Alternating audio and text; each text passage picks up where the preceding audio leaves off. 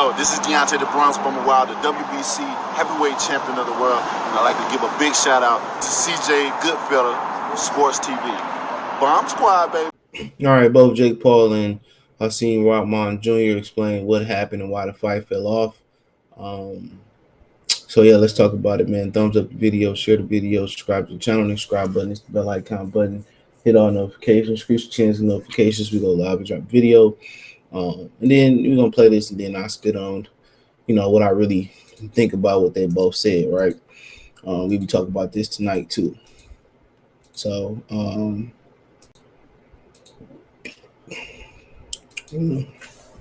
let's go.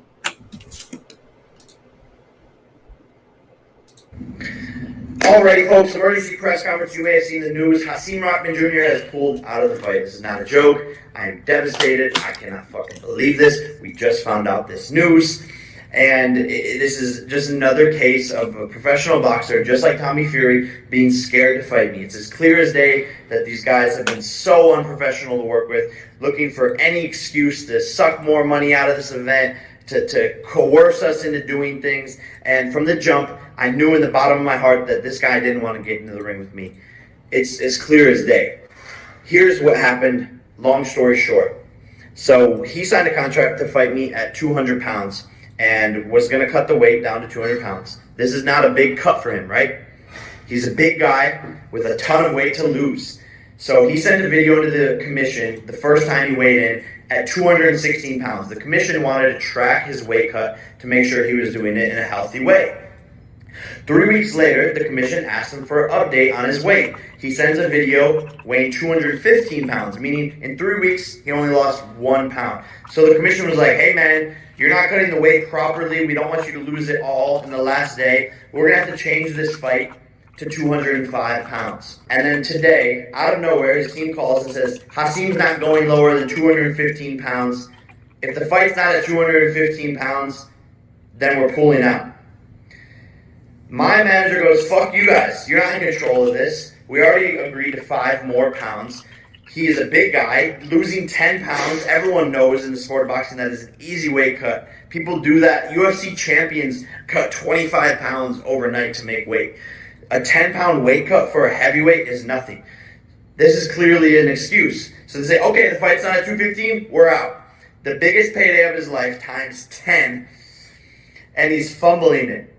For what? Because he knows he's going to get knocked out by me. The pressure starts to set in, and it's exactly what happens with all of these guys. Same shit with Tommy Fury. I'm sick of it. I'm devastated. I apologize to everyone on the undercard. This is absurd. There's nothing I can do about it. I apologize to the fans, and I'll be back at some point.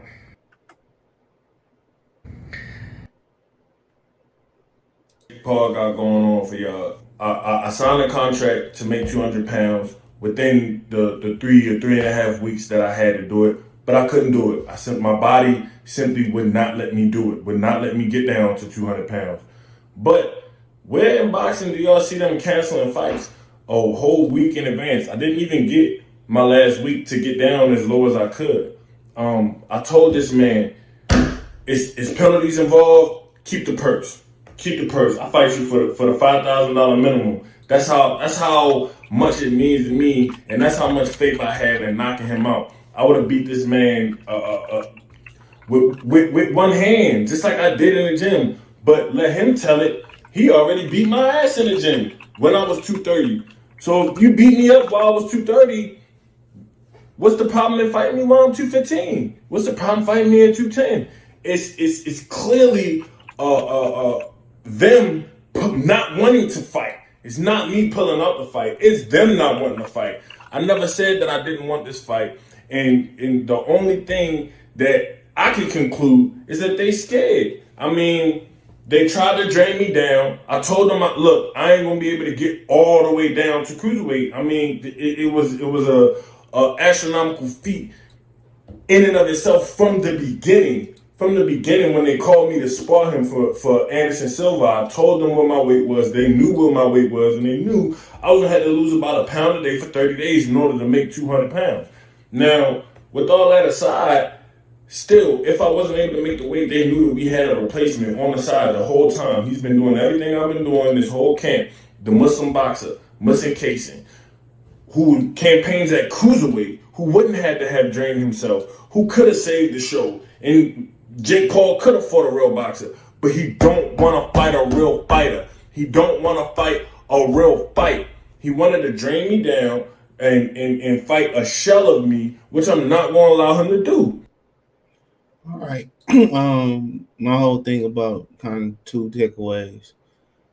Then if you wasn't going to allow him to drain you, then what you signed the contract for? It's my opinion. What you signed the contract for? You signed the contract to fight at 200 pounds and 205 pounds. Now, got a few questions here. Right? Then what you signed the contract for? So you was wrong there. But then my thing is, why is the WBC involved? My thing is, why is the WBC involved in the weight check for this fight? They should have no involvement. They just trying to steal money in boxing, bro. You know, and they said if Jake Paul win this fight that he was going to be ranked. He was going to get ranked.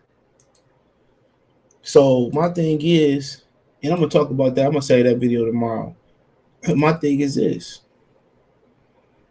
They just want to be a part of boxing. Why is WBC co-founding YouTube boxing? Then as soon as a YouTuber die or get hurt or somebody get hurt, then they're gonna be the first ones to say, well, we don't support this. We was against this. We was against that. At the end of the day, why are they doing 14-day checks, bro? Weight checks or whatever, 10-day weight checks, whatever it may be.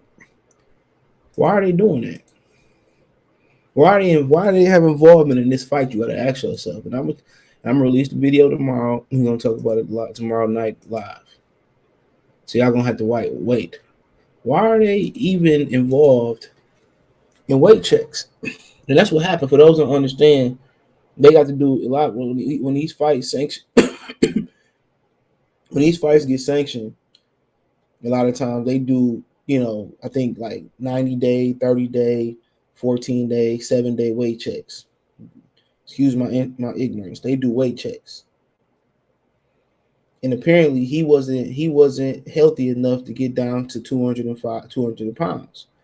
Then the New York State Athletic Commission said that, well, you can get down to 205. And he just told y'all that he wasn't healthy enough.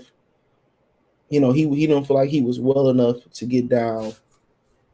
He don't feel like he was, physically, he won't drain himself to get down to 205 pounds. So I think Hasim Rahman plan, his plan was to blow off the weight at the day I think he was gonna at the weigh-in, he was gonna blow off the weight and just pay the fine.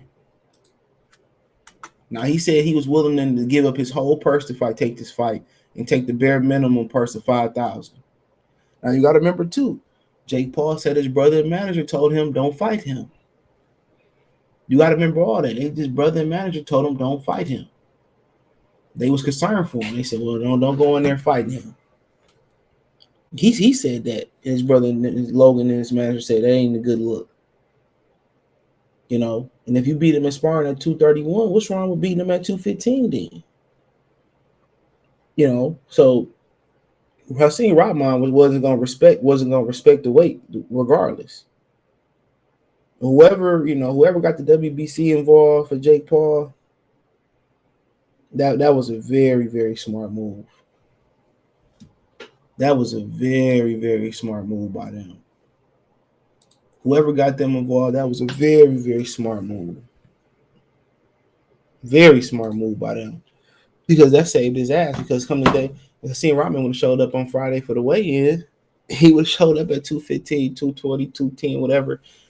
Jake Paul couldn't have blew the fight off at that point. So the WBC saved Jake Paul's ass.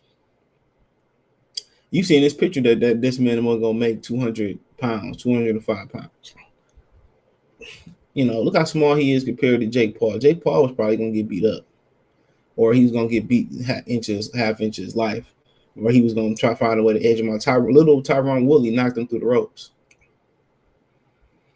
So whoever got the WBC involved and did these 14 and 10-day and 20, 30-day weight checks saved for Jake Paul's ass.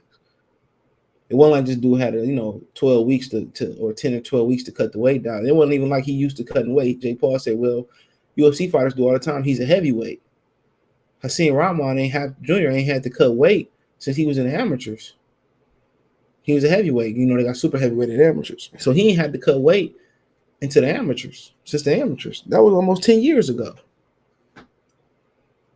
So, I think when you agree to something on paper, you agree to it. But I don't think Hasim Rahman was going to respect Jake Paul as a fighter. He wasn't going to respect the contract. He was going to pay the fine. He was willing to give up the money and beat Jake Paul ass, and Jake Paul knew that. But yeah, they did a healthy weight check. They do these for these fights. And, they deemed it would have been too much, 15 pounds would have been too much weight for him to lose. And it was on short notice. But the most interesting thing about what Hasim Rahman had to say, that a lot of people, ain't peep. The most interesting thing he had to say, if you peep game, he said they had a replacement in place, a real boxer. And I believe he was saying he was Muslim as well. And that Jake Paul, they could have saved the show with the replacement boxer, and Jake Paul didn't want to fight the replacement boxer. Come on. He said Jake Paul didn't want to fight the replacement boxer. Come on.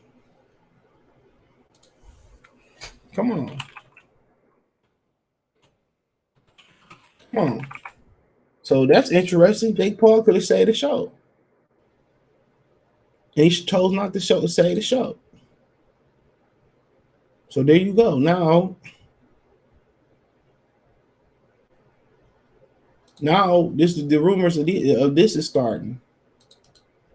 These rumors are starting now, which a lot of people tend to believe in. But you got to understand, Jake Paul don't belong in boxing. So even though boxing hard fans are small and it's a small community, he not gonna get no respect. So we gonna ride with Hasim Rahman Jr. anyway, because you ain't no real fighter, and we don't respect Jake Paul. And he said, well, Dylan Dennis says, I heard from the inside the camp of Jake Paul that his manager and team tried to pass Hasim Rahman to take a dive, but they rejected it. So then Jake Paul's team made up an excuse to pull out the fight. I can believe that, because a lot of people believe that the Tyron Woodley fight was a dive. A lot of people believe the Tyron Woodley fight was a dive. Come on. A lot of people believe it was a dive. Come on. A lot of people believe it was a dive. So the mamas was all laughing and playing after the fight, whatever, and then he almost sent Tyron Woodley out the ropes. I mean, he almost sent Jake Paul out the ropes. Then he stopped punching. So it is what it is. They're not gonna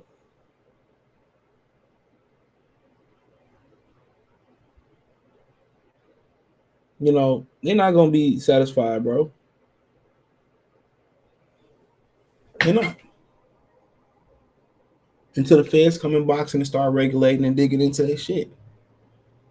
So do I believe this? I don't know. But I put it past boxing. No, y'all think dives don't happen? They still happen in the sport of boxing. But this ain't too far-fetched. Everybody already assumed that he was going to take a dive regardless. Everybody assumed that he was going to take a dive regardless. And also it was rumors. It was talks about canceling the fight right before they popped up the press conference. They said the tickets wasn't selling.